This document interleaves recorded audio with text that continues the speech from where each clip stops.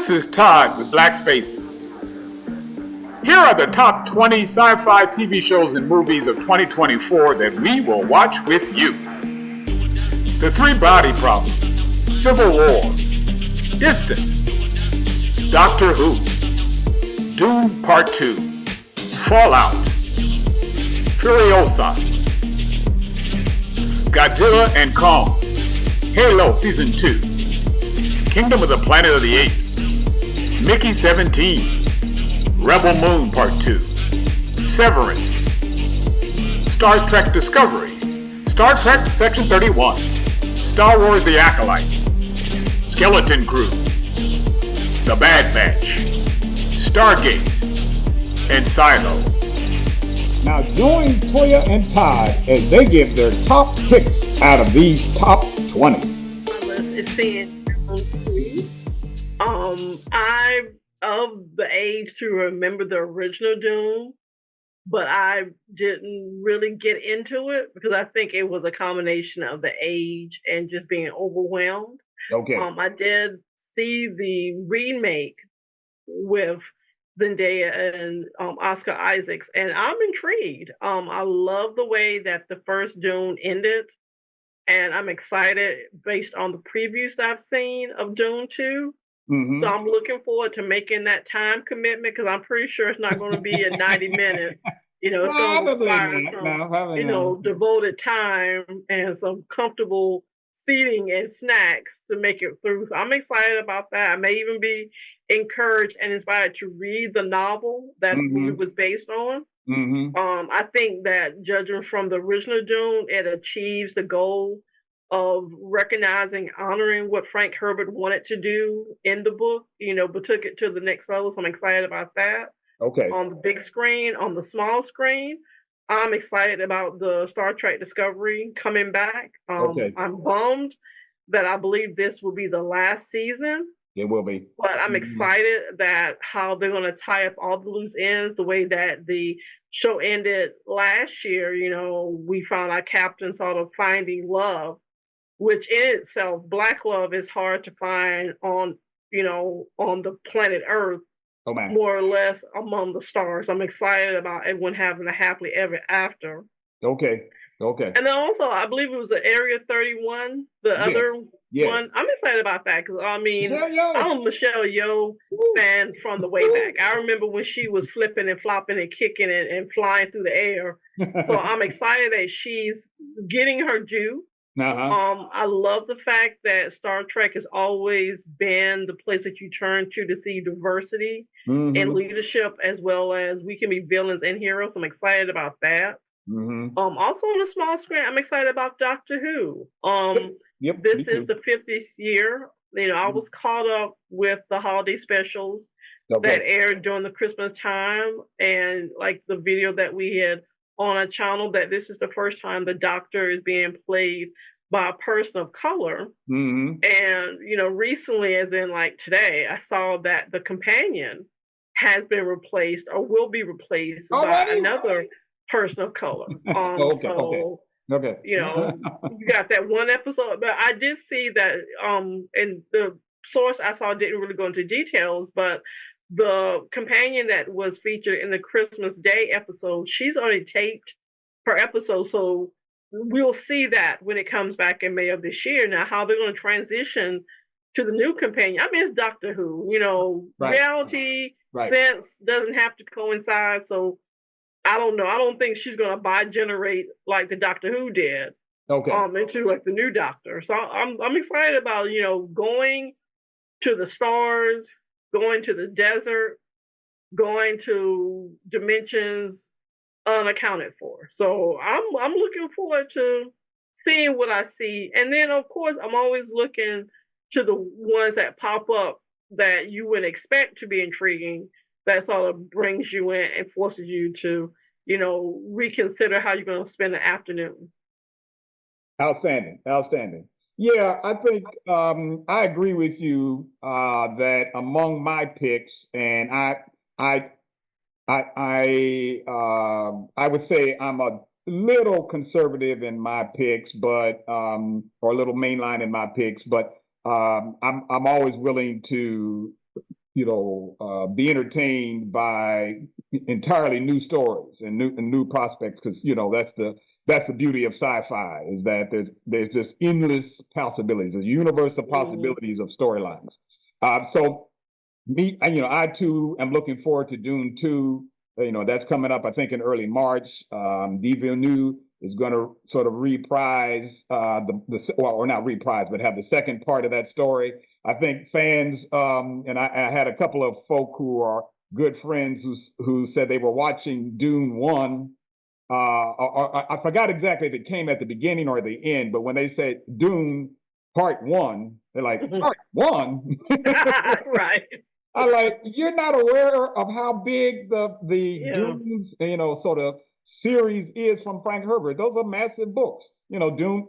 I mean, Frank Herbert was constructing a galaxy or a universe really so large and so immersive that you literally have as I've said in a couple of other Black Spaces broadcasts, I can remember that when I walked into what was the 1984 version of Dune, they were handing out a glossary of terms.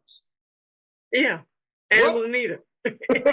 Yes, glossary of terms. But then I remember, because I began reading these books as a kid, and remember, and I probably read them like in middle school, and I remember that it had a glossary in the back of the book. And so, to define various, terms with, what is Muad'Dib, what is a Bashar, what is borrowing often from Arabic culture, partly because, Herbert was trying to tell a story that was very layered, including sort of a story about human technology, the human technology within and the technology of the mind and consciousness. He was trying to tell a story about political power and the corruption of political power and leaders and tyrants. He was trying to tell a story in part that was pulling upon, what we would see as sort of our cultural memory of the conflicts within the Middle East and within the Middle Eastern world, and conflicts around colonialism and imperialism, etc. So the second part is going to be quite intriguing. We've also given a critique at Black Spaces about the whole discussion about, well, is Villeneuve or Frank Herbert trying to resuscitate a sort of white messiah drama, white messiah trope? And that's up for debate. Folk can decide whether or not they think he's attacking the trope of the messiah or pulling it down, but that's up for debate. Then, because I remember from way back when, I'm old enough to remember the original Planet of the Apes as being taken to a drive-in as a kid. Well, no, actually not the original, but like the second or third film we go drive-in. I'm definitely waiting for Kingdom of the Planet of the Apes. Now, Tim Burton messed up, in my view, when he tried to do Planet of the Apes, as wonderful as that makeup was. And so, this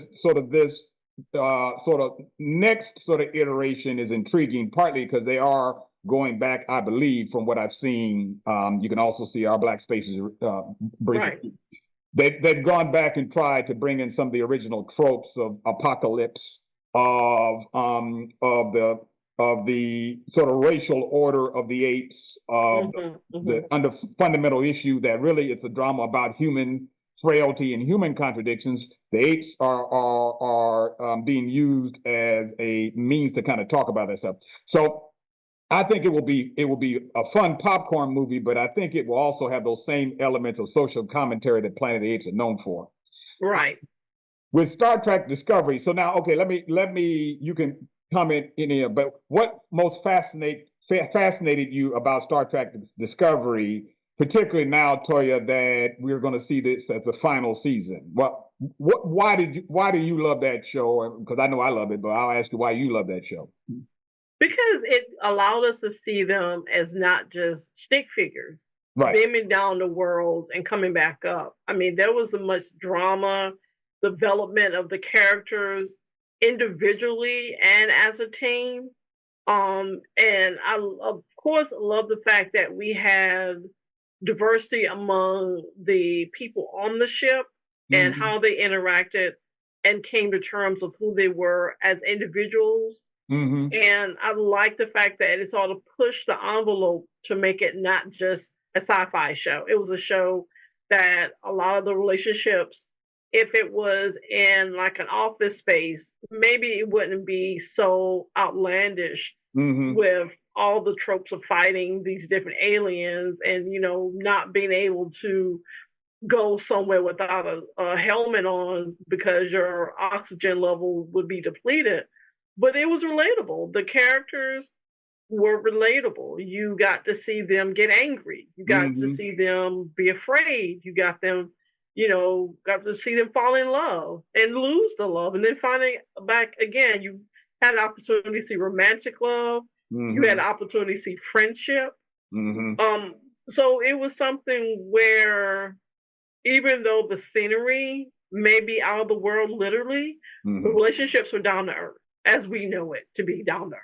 Right, right. And I think particularly, I know I try to do justice, and I never do quite justice in describing my co-host with a few fantastic adjectives, but the short and direct adjectives is outstanding author and writer, and a black sci-fi writer and a black feminist and Afrofuturist writer herself. And so Toya, talk about that in your own view about this representation, particularly of Black women and women of color, and actually folk of color, binary, transgender, et cetera, in that show. I mean, it's kind of path breaking in that regard, which is all a part of Roddenberry's vision, Right. Original vision of trying to make Star Trek sort of the intergalactic UN to deal with these various social conflicts. So, what do you think in terms of that representation? I think it was good because if you go back to the very first episodes where you see the cocky, arrogant, up and coming lieutenant, sort of literally be let off in chains when her action, even though it was well intended, caused horrible repercussions. And so Mm-hmm. you had an Mm-hmm. opportunity to see her pretty much start out being stripped of all rank Right. and then earning her bars, as it would That's be, right. earning her ship.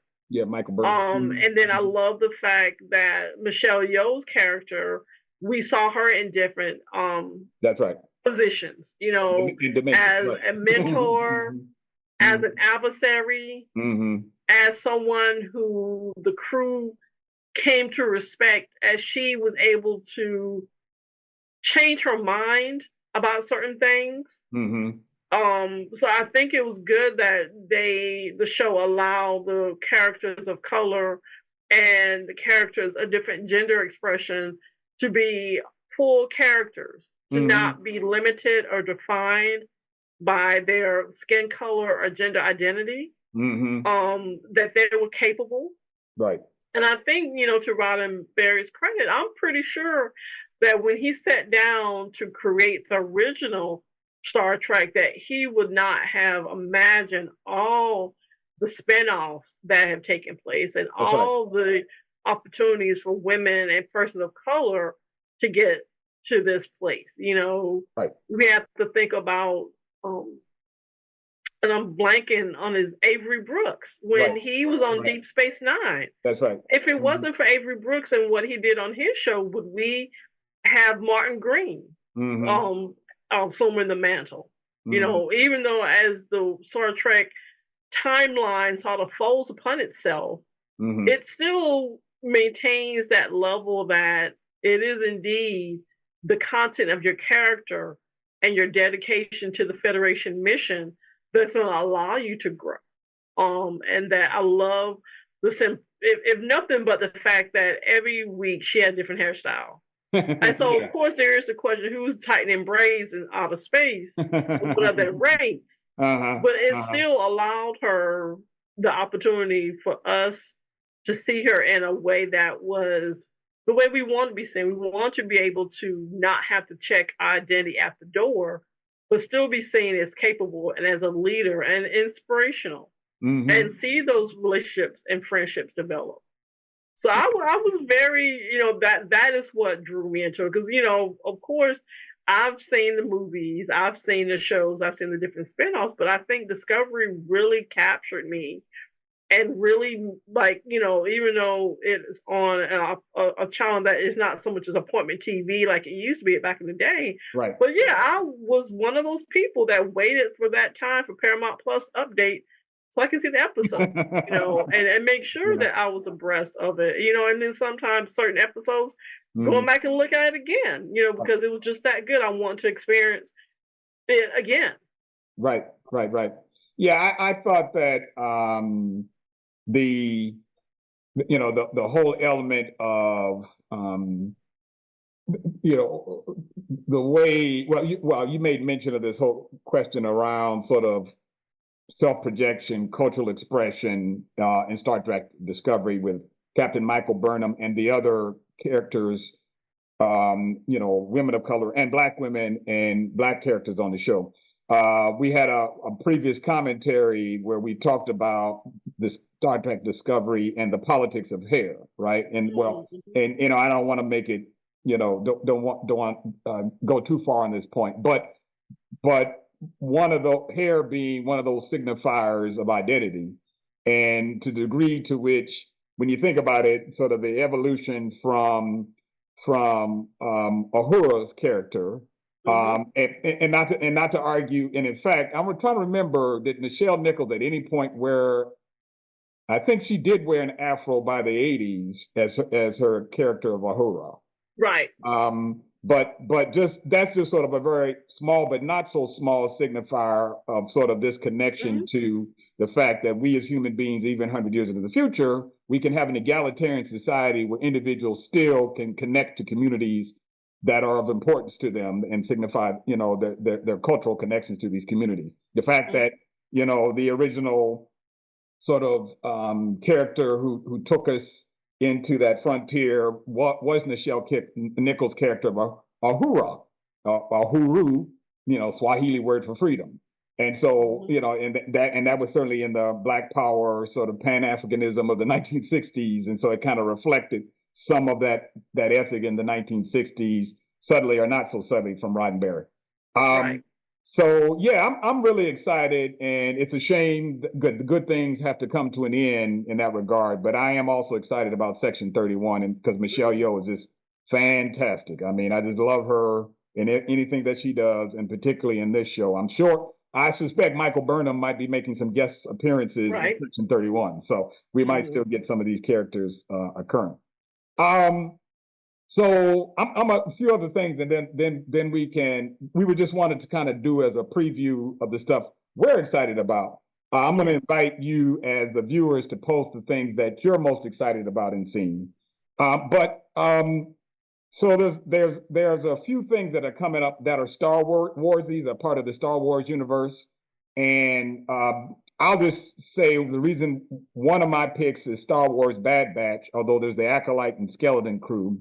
The Bad Batch is a story about this sort of ex-stormtroopers, or not stormtroopers, but ex-clone troopers, I should say, who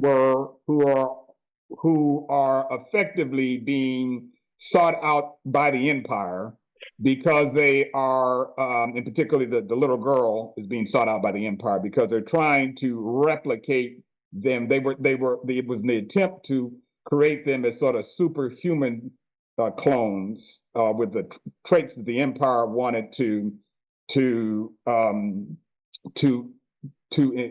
create within these clones. And it's a story. In fact, it's a nicely done story of sort of how you have this transition from the clone troopers of the prequels to the human stormtroopers of the original trilogy.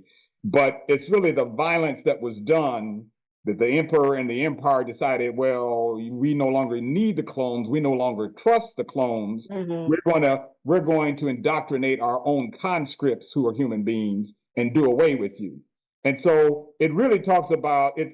What I love about that show is it really talks about in a real genuine way about the casualties of war and how and how there are expendable individuals who are taken to war, and that's what good science fiction can do. It can mask its social commentary, but it can also it can make it fun, but it can also give a sort of moments to make you think. And so, what are the instances in American history and American political history where expendable people were used for fodder for war, right? And so, I'm geeked to see the Bad Batch because it is, it's a cartoon format, but well developed, great characters, sort of great. There's some cliffhangers, all those things going on. We're trying. I'm trying to be spoiler free. Now the Acolyte is going to be it's coming up, and its story is under the High Republic. This will be the first time that we will have a Star Wars drama that is part of the sort of old High Republic. But it's the old High Republic that's in decline. It's a sort of, I think it's 100 years before the original trilogy or 100 years before the prequel. I think it's a limited series, so I think it'll be 6 or so episodes, similar to Obi-Wan. Right. I'm not quite certain because Obi-Wan, in my view, was panned in ways that weren't fair. And particularly the Reva character was panned in ways I did not think was fair. And so I'm not quite certain, I think all of the Star Wars stuff I've seen thus far has been good. Nothing's been bad over the last sort of 3 or 4 years. All of it's been good, but some stuff has been better than others. I think Andor has been outstanding. The Boba Fett, it's okay. Boba Fett is okay, not bad. So, you got that and got the Skeleton Crew, but I think I'm most excited about the Bad Batch because it already has a good running start to it. I don't know if you're waiting to any of the Star Wars stuff, this coming year, but that's at least my pick in terms of Star Wars. Yeah. I wouldn't say waiting, but I'm excited. I'm excited to deepen my knowledge and my appreciation. Okay. All right. Yeah, I think either Star Wars always has that challenge. True for any series. Well, that's true of Doctor Who, quite frankly. If you've been around for 50 years or 40 years, right? Folk are like maybe a little intimidated to say, I don't know if I'm gonna wade into it. I don't know if I'll know a clue of what's happening after all this time. So it's fair to get in where you think you fit in. Right. The one show, I'll do one other show and one honorable mention. And this is just my I'm throwing this out here because I don't even know if it's going to show in 2024. It's probably 2025. Is the Hugh Howey based drama of Silo. I think Silo was just very, very good. The whole premise is that you have 10,000 folks who are housed within the silo underground in a post-apocalyptic America, and they don't know why they're there. They just know that there was a great conflict or civil war of such, or rebellion, that they are living in the shadow of, and they are a very controlled society where they can get no connection to history. Objects are outlawed that give them any point of reference to the history of decades or 100 years before the rebellion. And then they also send people out to clean and the outside, because the presumption is the outside is contaminated. But it's done as a punishment because folks invariably die because the air is presumed to be so toxic. I won't give any spoilers to it, but I'll say this. This show was the one time, and I've read all 3 of Howey's, the trilogy, Silo trilogy. This was the trilogy that came from the series, or that inspired the series. This was the one instance where the TV show was actually better than the book. Okay. And because Daniel Oyolawolo's character, I'm always messing up David's name. Forgive me, David. Common. There was sort of Ferguson. There were sort of superb acting, well-drawn characters, and I always like it. I like my sci-fi that has a challenge to say, how the hell are you going to keep me entertained about people being underground? in a bunker. I mean, there's only so Right. much you can do with that story. And yet, it's fascinating what they do. I mean, first of all, the silo has, hundreds, I forget how many levels, and 200 or so many levels to the silo that these 10,000 people live in. And then they ramp up some of the some of the intrigue, some of the espionage, some of the drama to the series in ways that the book does well, but doesn't do as well as the TV show. And so this is the one of a few instances where the TV show has improved on the book. I'm saying that even given that I love the books. So that's my pick of I wish something comes out in 2024, but I'm probably going to have to wait to 25 or 27 or 26 or 27. So that's Silo. And then the film Civil War may be prescient this year. I'll just leave that right there. Right. It's an election year and a contentious election year. Yeah, the premise is that things have gone to hell in a handbasket and a modern civil war breaks out. I'm hoping it's just fun dystopia and not a prediction of what actually happens. So, so anyway. But anyway, any other thoughts, Toya, in terms of stuff you're waiting on or waiting for? We haven't gotten to our superhero genre, but there's plenty of other stuff, and there's going to be. I think Game of Thrones is rebooting this year, or it has a next season coming up this year. Does it not? I think House of Dragons. House of Dragons. What am I talking about? Yeah, Game of Thrones is done. Yeah.